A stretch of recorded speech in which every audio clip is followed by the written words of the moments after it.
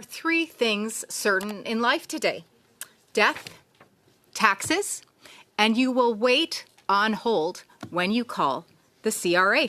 Another damning report that Canadians continue to pay more and get less. The average wait time is 31 minutes. The service standard is met only 18% of the time within 15 minutes, despite a 2017 effort of CRA's efforts to block calls. 8.6 million calls were deflected where individuals did not have an opportunity to speak to an agent.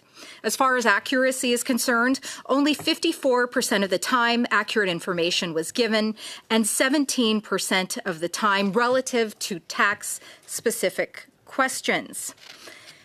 The priority for the CRA is breaks, in that it was shown that the CRA placed greater importance on how closely they adhered to their schedule for their shift and breaks than the accuracy and completeness of the calls that were provided.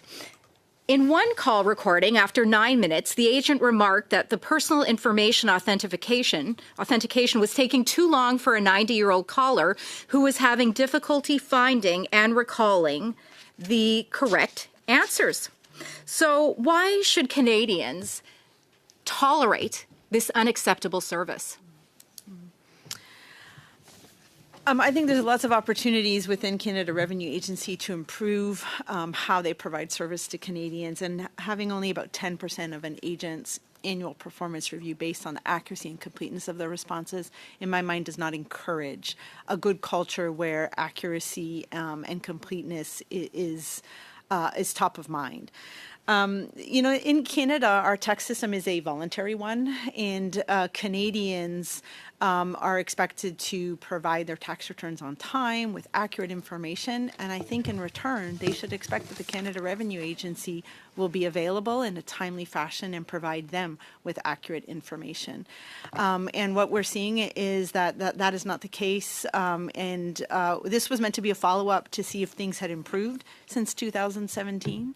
And I would say that if you're calling about a general question, they haven't gotten better. But if you are calling about specific things about your account, you will get an accurate answer.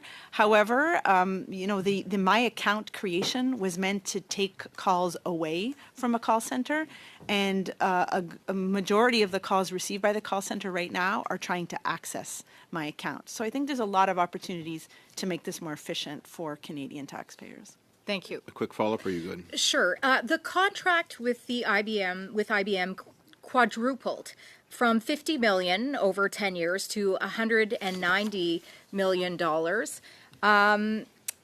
When asked as well, neither Shared Services Canada nor the Canada Revenue Agency could confirm whether the invoice levels of activity, which were the basis for the charges invoiced to the agency, were accurate. So we're seeing the same type of practices not being followed that we saw in a Arrive scam.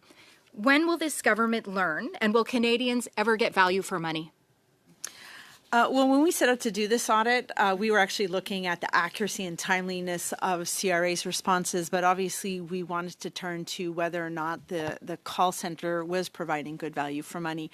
When we looked at the contract, which started at $50 million and is now estimated to be valued at $190 million, it does represent services for three departments. So the Canada Revenue Agency is about 30% of that value. But we found that invoices received very little scrutiny.